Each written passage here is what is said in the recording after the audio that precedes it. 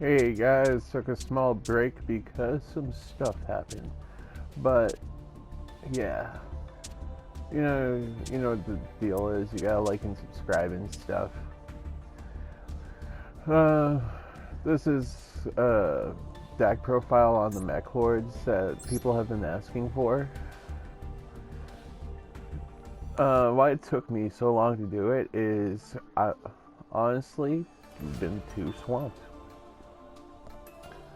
But however, I do have a request. If you do like this, please subscribe and like this and comment, because I am so deep in the YouTube pits, nobody can see my stuff. And I'd like more people to see my stuff so I could bring you more good deck profiles like this. Like, this is fun. This is really fun to play. A lot of people, I guess, shunned my inclusion of invokers to Meklords, but you know what? This is my deck. There are many other decks like my deck, but this deck is mine. So, we got starting off with our two Meklord Emperor Weisels, which is important because you want that spell and trap negation, which we also get from Mikaba, but it's good to have this guy on board. Meklord Emperor Granul, big beat stick, chances of absorbing another guy, maybe some of your opponent's synchro monsters. He helps. Meklord Emperor Weisel Synchro Absorption.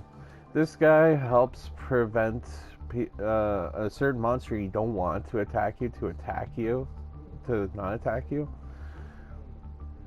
And yeah, whenever a card effect is activated that destroys a card on the field, you contribute this card, negate the activation, and destroy it.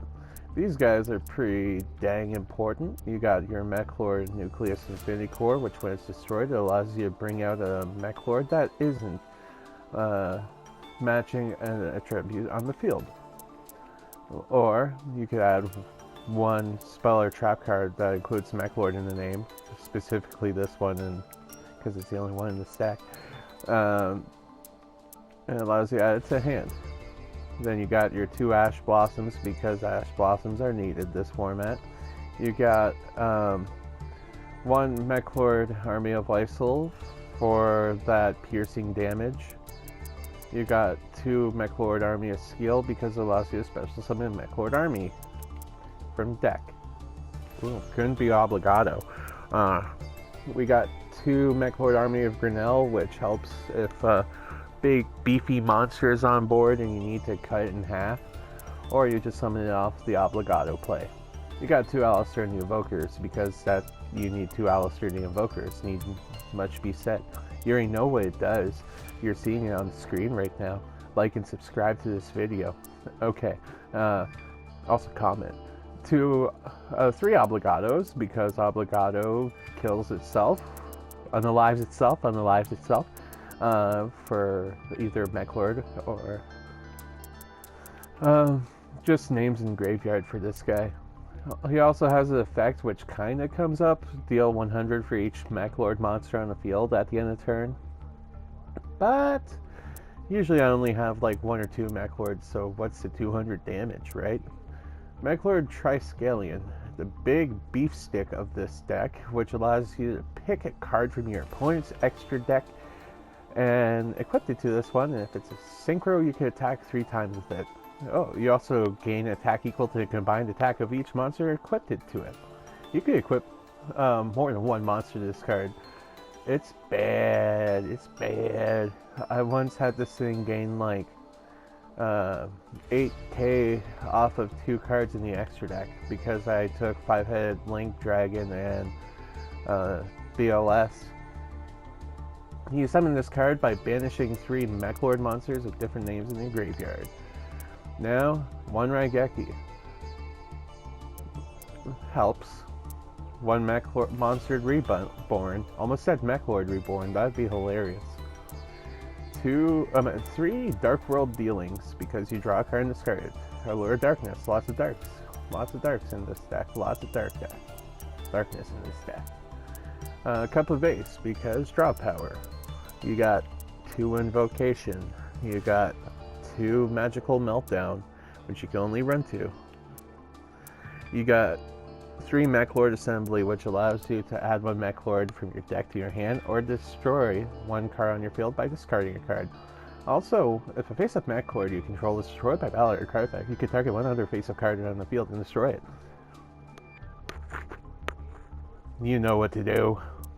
Mahaha.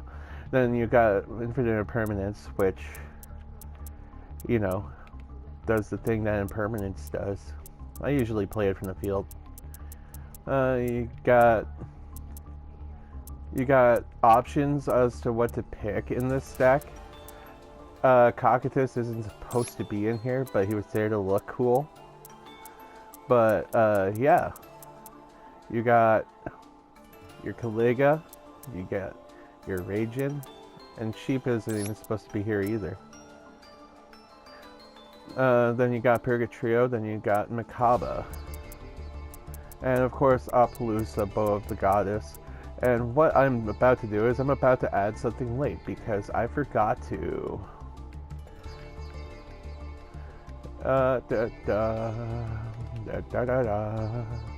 I'm supposed to add my Dreadnought Dreadnoid, which I forgot to add. And of course, you know, we gotta have our Super Rail Cannon Gustav Max to this, because Gustav. But the most important of extra deck monsters we need in here requires me making 1 more sacrifice, and I want to watch you guys cringe as I kill this Eldritch. Just kidding. I'm killing a Darkness. Oops. It had to be an Eldritch. Oops. Ah ha ha. Crumble as I dismantle your god. Your god has been dismantled. Like and subscribe. Also, the last level 10, well, rank 10 we got included in this because, yes, this guy comes in handy so much that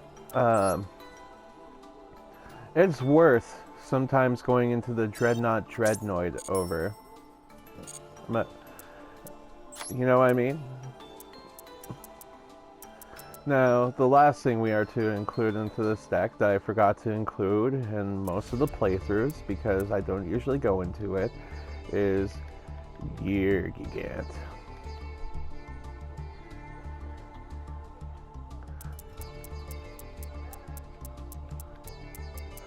But I will include that next. Like and subscribe. Bye.